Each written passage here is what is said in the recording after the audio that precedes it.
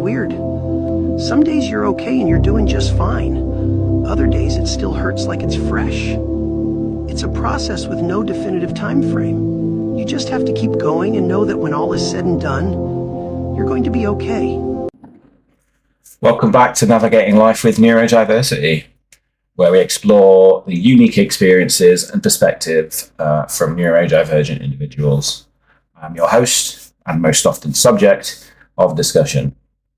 Today, we're delving into a topic that challenges common perceptions, the illusion of emotionlessness, and how neurodivergence can serve as a shield against tragedy. When people learn about my career in the ambulance service, they often assume that I'm constantly burdened by death, by trauma, and by tragedy.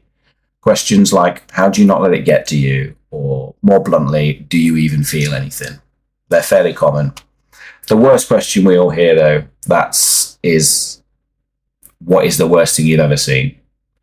Now, the typical jokey answer from most people in the service is my payslip. And that's fair, because to be honest, it's pretty horrific. But for most, why would we want to relive perhaps our most haunting memories for your entertainment? If you know a paramedic, if you know anyone who works in emergency medicine, just don't ask, because it's a shit question and it makes you look a prick. The truth is, I do feel these things, just perhaps not in the way I'm expected to.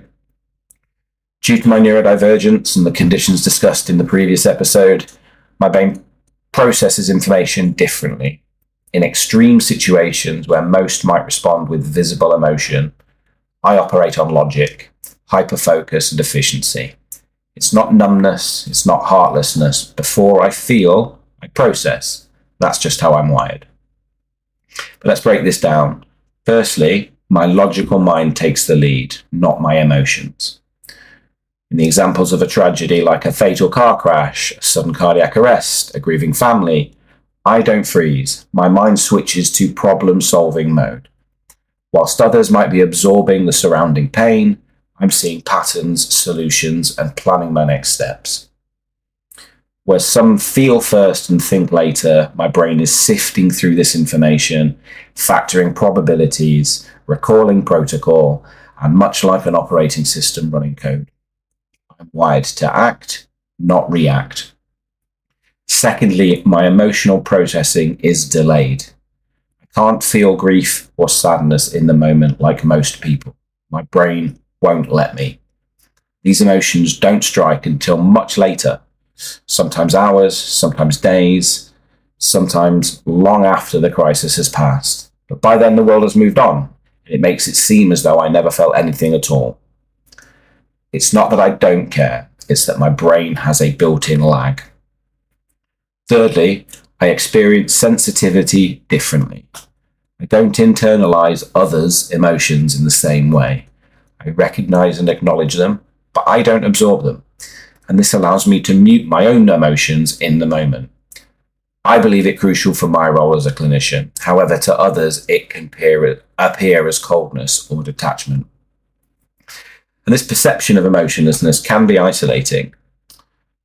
When colleagues can break down after a tough call, I'm the steady one. And when families are grieving, I'm the calm voice that's delivering that bad news.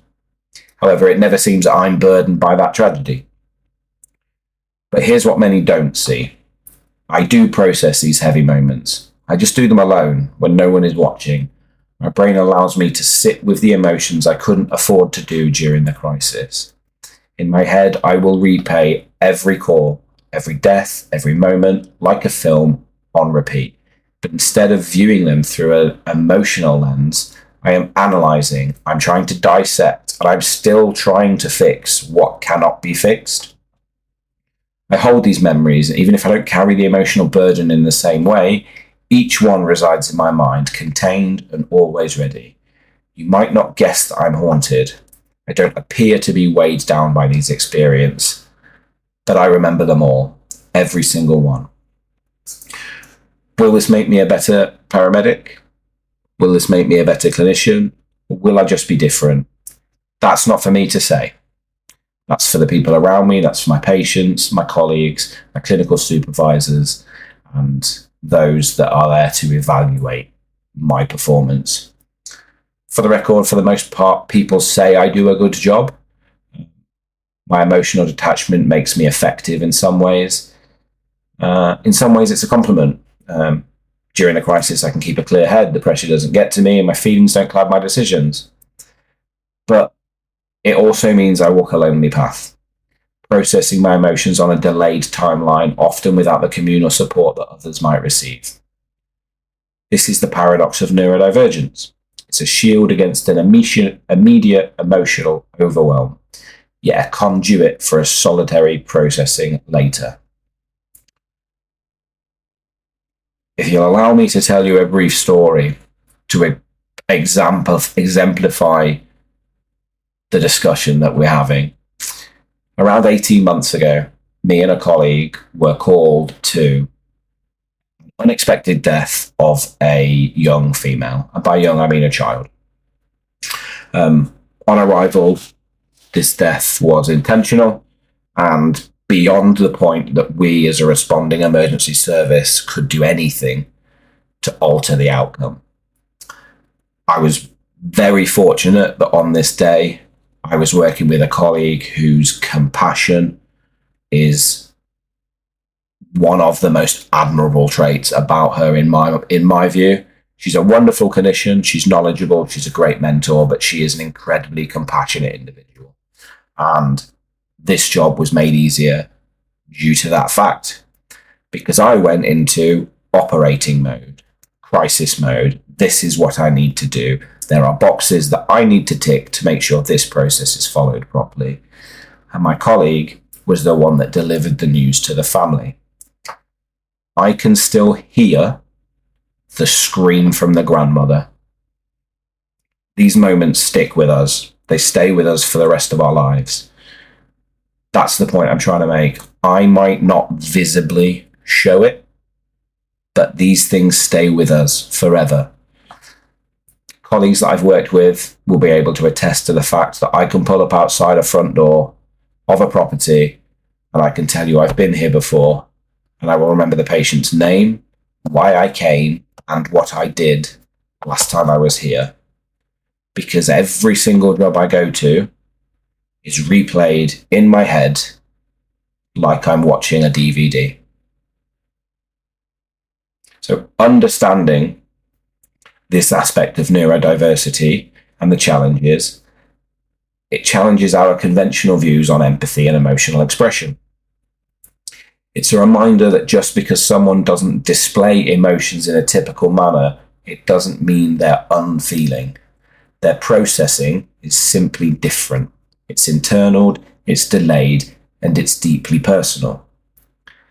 In the story that I spoke about, I was angry at the world for a good 4 or 5 days and couldn't figure out why. For the sake of trying to protect anonymity and as much as possible, without going into too many details about the job, the police informed the biological mother of this child of the outcome, essentially. And the response from the biological mother was over the telephone. It was very cold, and word for word, thanks for letting me know, and put the phone down. That was it. And it bothered me. Those words and the tone stuck with me for well over a week. And I remember sitting down with a lecturer at my university. Sam, his name was, if he's listening. Sam's advice changed my outlook on this job. And if I graduate in 2 months' time and continue as a paramedic, this conversation is the reason why. Sam told me that this individual has likely had some sort of interaction with the police before that probably wasn't positive, and that I don't know the reaction after that phone call ended. It is entirely plausible that that mother broke down emotionally, as you would expect a mother to, when hearing the news that her daughter is no longer with us. And the way he reframed this job for me in my mind allowed me to immediately bury that anger and move on. And I went back to work the next day, bright as ever, back to my old self, didn't bother me. But again, a reminder, just because I'm not displaying emotions in a typical manner doesn't mean they aren't there. I'm processing them differently, usually internally, delayed, but deeply personal. Recognizing and respecting these differences will hopefully enrich our collective understanding of empathy. It broadens our understanding of the human experience. Thank you for joining me on Exploration. If you've got any thoughts or experiences to share, please reach out on our website. Until next time, take care.